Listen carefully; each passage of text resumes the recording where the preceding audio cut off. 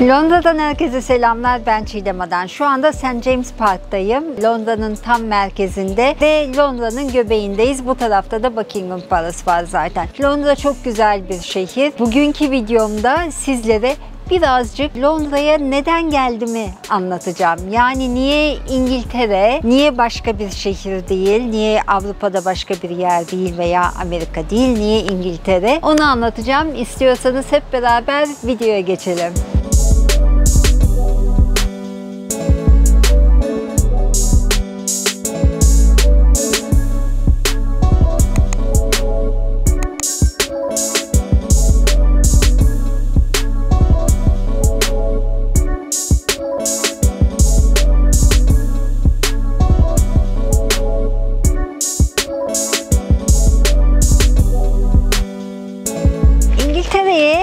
Herkesin gelmesinin farklı sebepleri var. Eskiden biliyorsunuz Brexit zamanında, ya Brexit öncesinde İngiltere'ye gelme şartları çok daha farklıydı. Şimdi Brexit'le beraber İngiltere'ye vize almak için herkesin mücadele etmesi gerekiyor. Eskisi kadar kolay değil. Tabii bunda İngiltere'deki yaşam şartlarının yüksek olması, standartların yüksek olması, kalitenin daha iyi olması, işte kazandığım parayla satın alma gücünün daha yüksek olması çok önemli etken. Aynı zamanda son yıllarda Türkiye'de çocukları için endişe eden aileler, yani çocuklarının istikbalini düşünerek çocuklarına daha iyi bir istikbal sağlamak isteyen aileler de Türkiye'ye gelmek istiyor.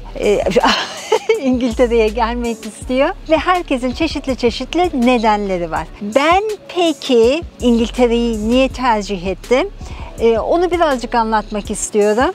Ben normalde Fransızca eğitim veren bir okuldan mezunum. Gitseydim herhalde Fransa'ya gitmem daha mantıklı olurdu. Üniversitedeyken de zaten Sorbonne'da burs teklif etmişti okulum. Bizim okuldan mezun bir sürü arkadaşım da Fransa'ya gitti. İngiltere aslında çok benim için gündemde olan bir yer değildi. Zaten yurt dışı çok gündemde değildi. Ben ilk önce Amerika'ya gittim Türkiye'den. Amerika'da erkek kardeşim vardı. Ona haber verdim, ben oraya geleceğim, biraz orada yaşamak istiyorum, yüksek lisans yapmak istiyorum diye. Ve onun yanına gittim. İşte güzel bir ev ayarladık. Çok güzel havuzu olan, tenis kortları olan falan bir sitede. Evin kendisi de zaten hemen nehir kenarındaydı. Muhteşem güzel bir ev, güzel bir yaşantı ki güney değil, kuzey North Carolina'da ufak bir şehir, Hickory diye bir şehirdi orası. Hayat tabii ki biraz şeydi, bu Türkiye'den çok farklıydı. Özellikle de İstanbul'dan çok farklıydı. Ama orada öğrendim, ben kendi kendine yetmeyi öğrendim. Yani eğer spor yapmak istiyorsam kimseye ihtiyacım yok. O benim için olan bir şey ve kendi kendime spor yapmalıyım. Eğer sinemaya gitmek istiyorsa canım, sinemaya gidebilirim. Yani birisinin yanında olmasına ihtiyacım yok. Ama birisine ihtiyaç duyuyorsam o kişiyi yanımda olmasını istediğim için, yani ihtiyaç duyuyorsam değil, eğer birisinin yanımda olmasını istiyorsam ihtiyaç duyduğum için değil, o kişiyle beraber vakit geçirmek istediğim için. Bunu ben Amerika'da kaldığım bir sene zarfında öğrendim. Çok başarılı bir sene geçti. Yani işte TOEFL'u 5 ayda kazandım, üniversiteye kabul edildim, burs kazandım. $14.000 okul ücreti. Sadece $1.000 ödeyecektim. Burs kazandım. Profesörden asistanlık teklifi aldım. $5.000 asistanlık ücreti alacaktım onun üstüne. Yani çok iyi şartlar sağladım kendime. Fakat çok özel bir nedenden dolayı Türkiye'ye geri dönmek zorunda kaldım ve Amerika hayallerim orada kaldı. Ama Amerika'dan döndükten sonra Türkiye'ye adapte olamadım. 2,5-3 ay kadar falan kapı dışarı bile çıkamadım. Sanki insanlar, her şey üstüme geliyor gibi geldi.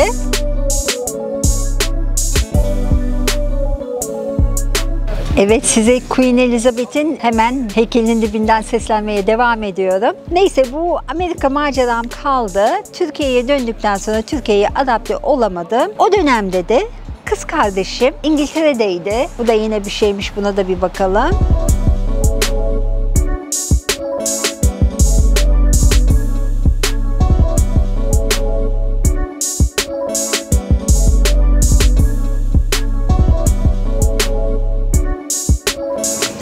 kardeşim. Devam ediyordu. Hikaye güzel yani. Hikaye güzel. Bu arada kız kardeşim de İngiltere'ye oper olarak gelmişti. Oper olarak geldikten sonra burada bir şekilde oturumunu aldı, vizesini aldı ve burada kalmaya başladı.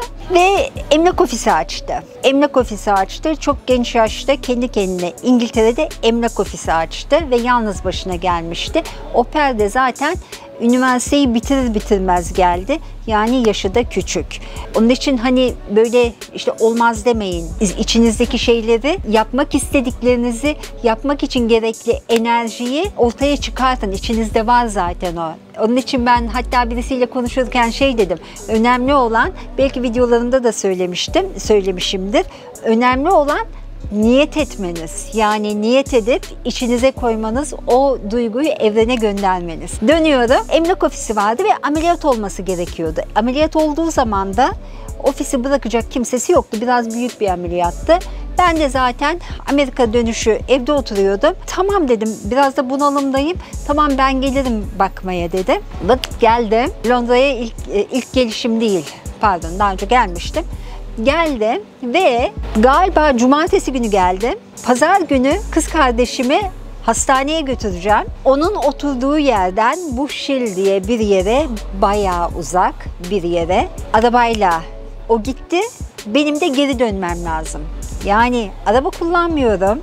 Direksiyon biliyorsunuz sağdan ve geldiğimin ertesi günü ben onu hastaneye bıraktım ve arabayla geriye döndüm. Sağdan direksiyon, yol sağdan akıyor. Benim ilk araba kullanışım İngiltere'de. Ondan sonra başarılıydı yani, bakmayın. Pazartesi günü bir sonraki günde ofise gittim. Ofisi açmak zorundayım. Ofisi açtım. Kız kardeşim bana dedi ki yani sadece gelenlere sen cevap versen, hani ofiste birisi olsa not alsan yeterli dedi. Tamam dedim, problem değil. Ofisi açtım. Şimdi insanlar ev var. Evi kiralamak isteyen de var. Yani müşteri var.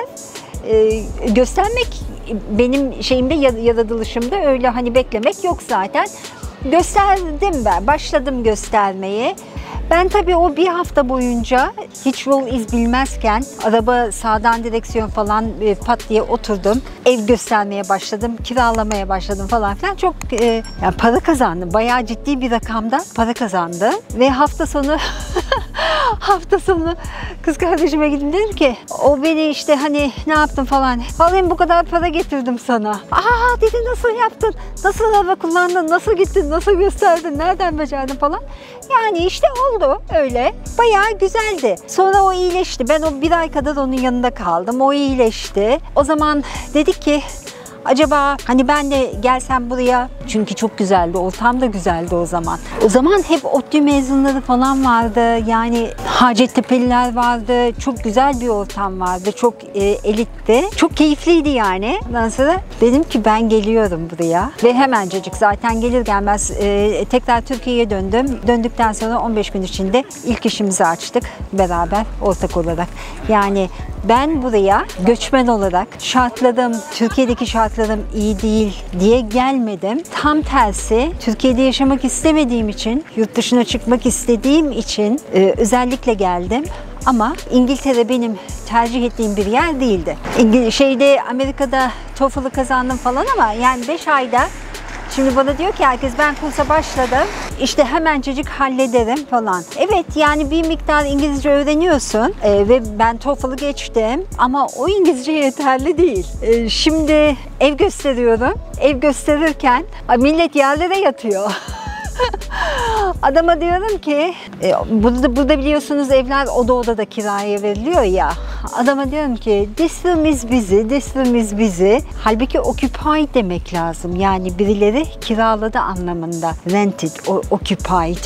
Öyle bir şey kullanmak lazım. Ondan sonra bir ev gösteriyor da. Demek istediğim şey, bu ev çok aydınlık, parlak, hani güneş ışığı alıyor. Söylediğim laf these rooms are shiny. Bu da yanlış tabii. These rooms are shiny denir mi? Denmez. Shiny bir yüzeyin parlak olması, cilalı olması anlamına geliyor. Shiny. Ben tabii onu bilmediğim için these rooms are shiny diyorum. Bright demek gerekir. Onun için hep diyorum ya size hani İngilizcenizi falan da iyi çalışın. İngilizce de çok kelime öğrenmeniz lazım. İşte bu benim böyle buraya nasıl geldiğimin hikayesi. Ben geldiğim zaman tabii öyle Ankara Anlaşması falan da bilinmiyordu. Ankara Anlaşması'yla da müracaat etmedim. İşkenceli bir şey oldu, başlangıç oldu benim için. Ama İngiltere'yi sevdiğim için geldim. Bir de Türkiye'ye yakın olduğu için geldim.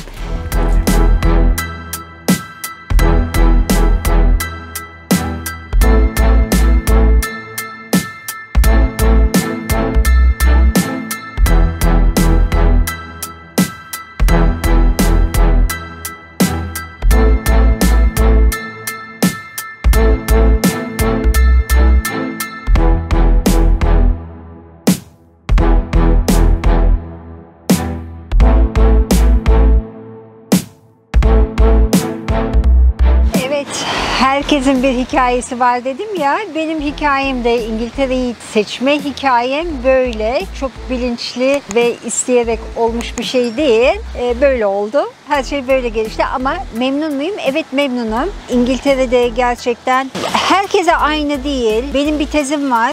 Diyorum ki buraya gelip de ilk 2 sene içinde adapte olabiliyorsanız eğer burada kalırsınız. Çünkü o 2 seneden sonra Türkiye'ye döndüğünüz zaman İnsanlar ve kalabalık üstünüze geliyor gibi hissedeceksiniz. Burası kalabalık olduğu halde birey olarak yaşama şansınız var. Bana o ilginç. İlginç değil de bana o rahat gelmişti. Ben onun için burada yaşamayı sevdim. Başka yer düşünüyor muyum?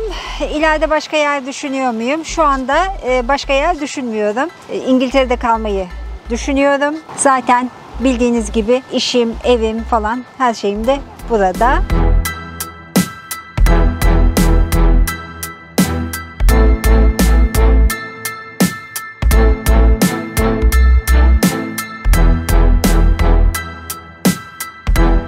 Tercih nedeniniz her ne olursa olsun, ümit ediyorum yaşamayı arzu ettiğiniz ülkede yaşamak sizlere de kısmet olur. Yapmak istediğiniz şeyleri her zaman dediğim gibi niyet edin, içinize, kalbinize yerleştirin. Evren size gerekeni yapacaktır. Sizin için kolaylıklar sağlayacaktır. Hepinize esenlikler diliyorum. Bir dahaki videoda görüşmek üzere. Bay bay.